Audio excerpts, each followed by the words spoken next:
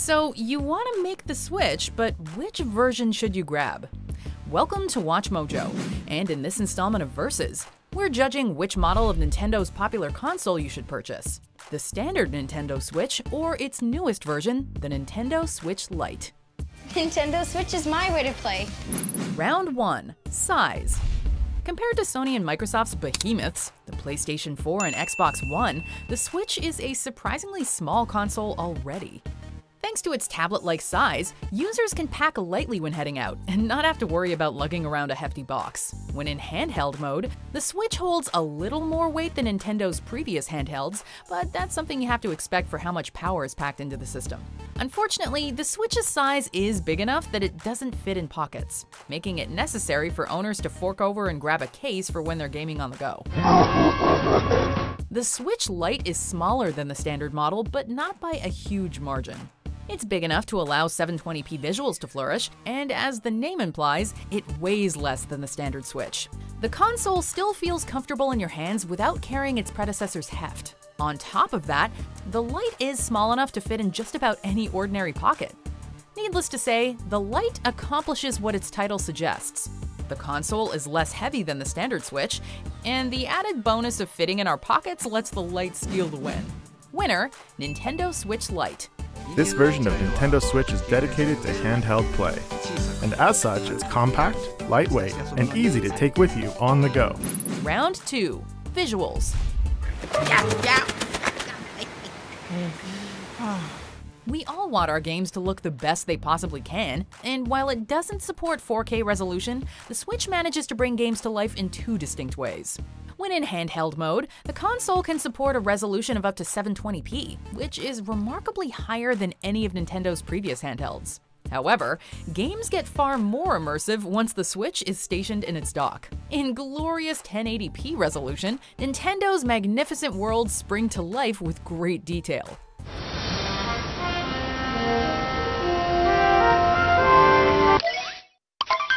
Although, if you don't really care about a boost in visuals and still want a Switch, maybe you should look into getting the Lite. The highest resolution the Nintendo Switch Lite can display is 720p, and the system does not support a TV mode, whereas the standard model does.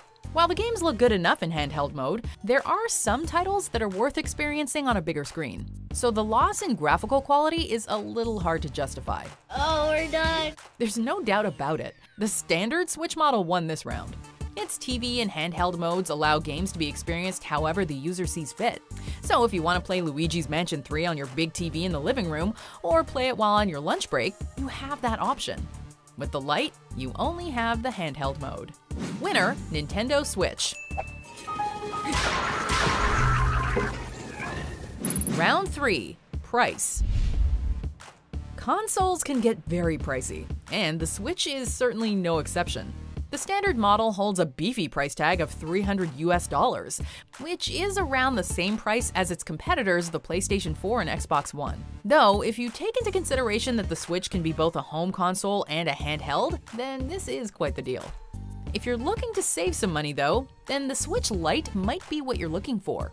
Unfortunately, the Lite does come with a few sacrifices. Sure, the $200 US price tag is much more friendly for those on a budget, but you actually aren't getting a lot of bang for your buck.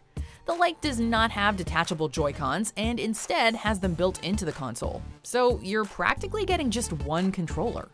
If you're looking to buy some games to play with friends, you'll have to go looking for a 2-pack of Joy-Cons. At this point, you've almost spent the same amount of money as you would spend on a standard Switch. In fact, the control inputs are different from the Joy-Con controllers included with the flagship Nintendo Switch system. And so, the IR motion camera and HD rumble features have been removed. It may be better to fork over the extra $100 and get the 2 detachable Joy-Cons.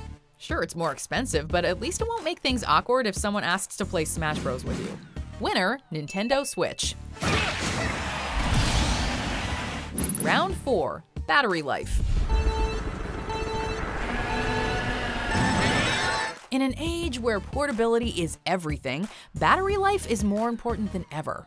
Nothing is more annoying than playing a game for an hour or two, only to be met with a low battery notification. At first, the standard Switch did not have a tremendous battery life, lasting between 2.5 to 6.5 hours. Luckily, Nintendo put out a newer version of the standard model between July and August 2019 that boasts a much longer battery life, increasing the lifespan to between 4.5 to a whopping 9 hours. That's quite a bit of game time to squeeze in, and enough to last an entire afternoon. Once again, getting a Lite all depends on how you spend your time gaming. If you don't typically spend long afternoons powering through a meaty game, then you may not mind the Lite's battery life. Clocking in at 3 to 7 hours, the Lite has a smaller time frame than the standard Switch, but it is slightly better than the original model. That being said, a Lite is best for those of you who don't spend extensive hours chugging down something as long as Fire Emblem Three Houses. This might be better for a long car ride or if you need to kill an hour or two. Really, this all boils down to personal preference, but the standard Switch takes this round too.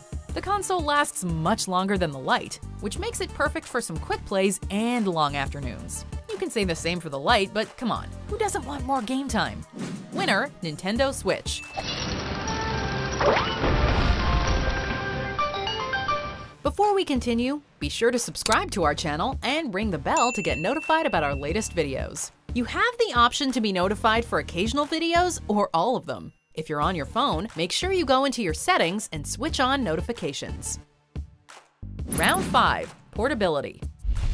Imagine this. You're playing your Switch by yourself when a stranger comes along and asks if they can play a round of Mario Kart or Smash Bros with you. Thanks to the Joy-Cons being detachable, you hand one of them to the stranger and enjoy a few rousing games before they leave.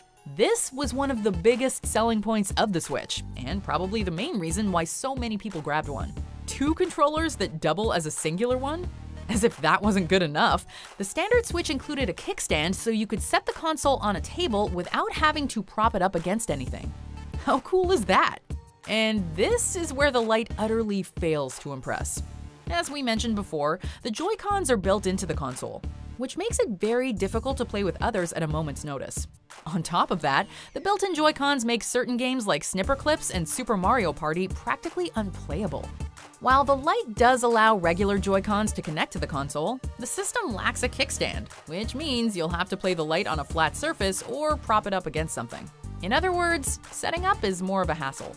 To see if a game supports handheld mode, check the back of the software packaging, right here. Oh, and you cannot use a charging dock with the Lite since it doesn't support a TV mode. Sadly, the Switch Lite totally misses what made the Switch such a must-have. The Lite may be a convenience for people on a budget, but the system fails miserably to deliver the same experience that the standard Switch has. Winner, Nintendo Switch. For every kind of gamer, the idea is the same. To find your favorite people and play your favorite games. Still thinking about getting a Lite? Or have we sold you on the standard Switch? Let us know which model you plan on getting in the comments below. And don't forget to subscribe to WatchMojo for more thought-provoking versus battles.